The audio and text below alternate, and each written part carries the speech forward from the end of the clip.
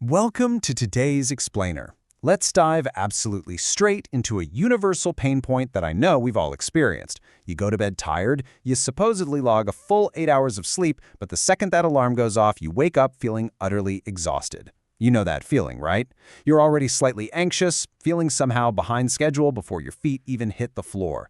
Let's be real, it is incredibly frustrating. So how often are you just dragging yourself through the morning, running entirely on caffeine and a vague sense of obligation? You look around and wonder why on earth you can't seem to tap into that genuine, effortless energy that other people seem to have. Usually we just kind of shrug it off and assume, well, I guess I'm just not a morning person. But actually, scratch that. That assumption is completely wrong. The real explanation has absolutely nothing to do with your personality and literally everything to do with chemistry. Here is the massive disconnect we're dealing with. We are totally obsessed with physical sleep, counting the exact hours and minutes we spend lying in bed. But in doing that, we completely ignore chemical rest, which is your brain's actual emotional baseline when you wake up. The solution to waking up happy isn't just about generic sleep hygiene or spending more time hiding under the covers. It's about taking actionable control over your brain chemistry. And the crucial window for creating this chemical rest, it's exactly 10 seconds. Not what you ate for dinner, not whether you hit the gym, but 10 seconds of a specific, deliberate action taken right before you fall asleep. Researchers have clearly documented that this tiny, fleeting window has a measurable, massive effect on your brain chemistry the following morning. And unfortunately, most of us are spending those 10 seconds actively making our mornings worse. Okay, so what is the actual neuroscience behind why those final 10 seconds matter so much? Well, during sleep, your brain doesn't just power down. It actually acts as an amplifier. Through a process called positive memory consolidation, your brain actively processes the emotional content of your day. It literally strengthens the neural pathways associated with whatever emotional state dominated your final waking moments. Let me just say that again, because it's absolutely crucial. Whatever you are feeling in your last 10 seconds of consciousness gets amplified by your sleeping brain for the next 8 hours. Let's think about how this builds into two very, very different mornings. If your final 10 seconds are filled with worrying about tomorrow's inbox or the anxious stimulation of scrolling on your phone, your brain consolidates those negative patterns. You wake up having literally practiced anxiety and stress all night long. No wonder you're tired. But if you hold a specific positive feeling, your brain strengthens that instead. This creates a measurably calmer cortisol awakening response, which is the morning brain chemistry that sets your energy. You wake up feeling genuinely, truly good. Which brings us to our first major action step, the 10-second gratitude imprint. Right at the very threshold of sleep, and I mean not 10 minutes before, but in the literal final seconds as your eyes are closing and consciousness fades, bring one specific thing to mind that made you feel genuinely good today. Not a long, exhausting laundry list of things, just one highly specific, real moment. The sound of a friend's laugh, the relief of getting a tough project done, just a simple moment of warmth. Hold on to that one feeling and let it be the very last thing your brain registers. Now, of course, to make sure those final 10 seconds actually work, we need a bit of a setup phase. Think of it as a biological countdown required to properly prepare your brain. We are going to walk through each of these critical markers: a 90-minute phone cutoff, a 30-minute cooldown, a 3-minute intention script, and finally, that 10-second imprint we just talked about. So, kicking off phase 1 90 minutes out, the phone cutoff. You've probably heard you should put your phone away 30 minutes before bed, right? Well, research shows that 30-minute timing is almost completely ineffective. Here's exactly why late-night scrolling ruins your mornings. First up, studies showed the blue light from screens suppresses melatonin, which is your primary signal that recovery can begin, for up to 90 minutes. Without it, your nervous system stays partially activated all night long. But even more fascinating is that the brain treats social media, the news, and comparison content as emotionally significant social information that it urgently needs to process.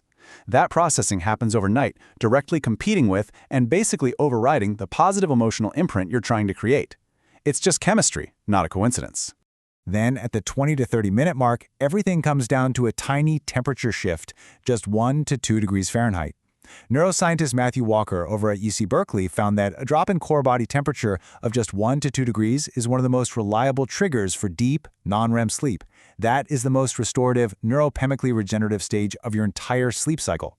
The problem is, most people accidentally keep their bodies way too warm, which signals the nervous system that the body is still active and awake. So, how do we hack that crucial temperature drop? It's honestly simpler than you think. Your hands and feet are your body's primary temperature regulation surfaces. So, just keep them outside your blankets, lower your room temperature just a tiny bit, or even run cool water over your wrists for 30 seconds. It's a really small biological nudge, but it clearly tells your nervous system that it's finally safe to fully deactivate. Okay, now we're entering that final 2 to 3 minute window before sleep. This introduces a super fascinating concept called the hypnagogic state. This is that brief, hazy threshold right before you fall asleep, where your conscious mind lets go and your subconscious becomes highly accessible. Researchers have found that thoughts held in this state have a disproportionately strong influence on your emotional tone when you wake up. Your brain is essentially wide open to being told what to expect for the very next day. And we are going to take full advantage of that state using a morning intention script. Silently, in your mind, say this exact sentence. Tomorrow, I wake up feeling rested, clear, and ready. Now, don't treat this like some generic woo-woo positive affirmation. Treat it as a direct command to your brain while it is in its absolute most suggestible state.